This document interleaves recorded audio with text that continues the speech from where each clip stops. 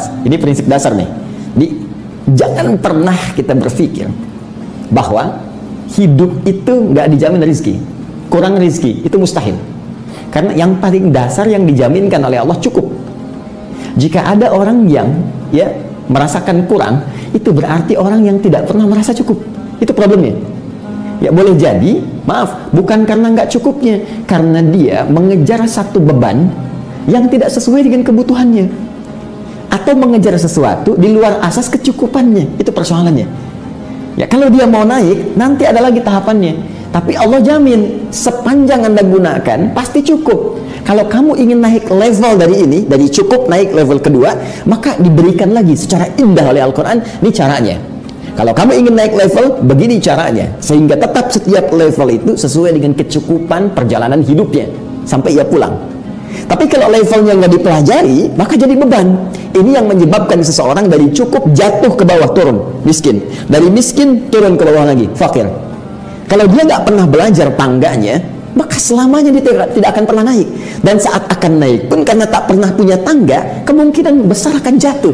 Nah, jadi pembuktian dari awal persis seperti Sayyidah Maryam alaihissalam, itu diberikan dulu pendahuluan oleh Allah sebelum melahirkan Nabi Isa alaihissalam dengan cara yang tidak biasa. Sayyidah Maryam diberikan pengantar oleh Allah. Apa pengantarnya? Dari mulai beliau tumbuh, berkembang, dirawat oleh pamannya Nabi Zakaria alaihissalam. Apa yang terjadi dengan beliau? Masya Allah, tiba-tiba setiap mau makan, makanan ada, kan? Setiap ada kebutuhan diantarkan semua oleh Nabi Zakaria. Baru dibuka pintunya mihrabnya, sudah ada semua yang dibutuhkan. Itu yang sering saya ulang-ulang kan di Quran surah ketiga, di ayat yang ke-37 itu. Kullama dakhala 'alaiha Zakaria al-mihrab, di ujung ayatnya, ya, wajada 'indaha rizqa. Setiap kali diantarkan oleh pamannya Nabi Zakaria, ada semua rezekinya, ada semua rezekinya, kan? Sampai membangun keyakinan, ada keyakinan di jiwa Maryam, ini Allah yang berikan. Yakin. Kalau sudah yakin dengan Allah seyakin-yakinnya, tersambung dengan kuat, itulah nanti puncak keimanan yang paling dalam. Dengan semua itu muncul ketawakalan. Jadi udah nggak berpikir yang lain lagi, karena sudah merasa dibuktikan oleh Allah.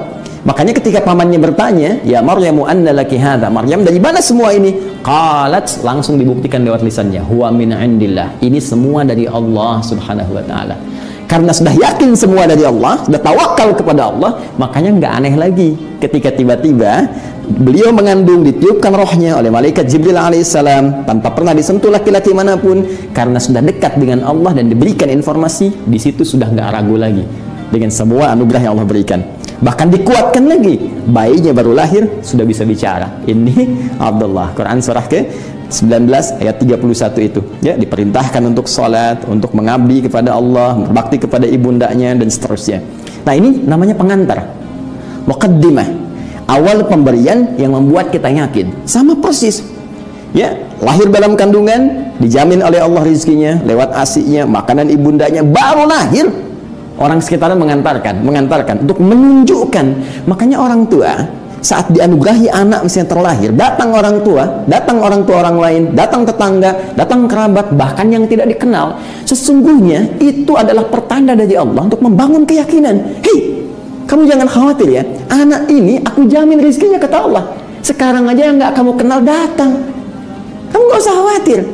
Asal kamu berikhtiar dengan cara yang benar, Allah tunjukkan jalan untuk mendapatkan kecukupan dalam kehidupan. Paham sampai sini? Ya.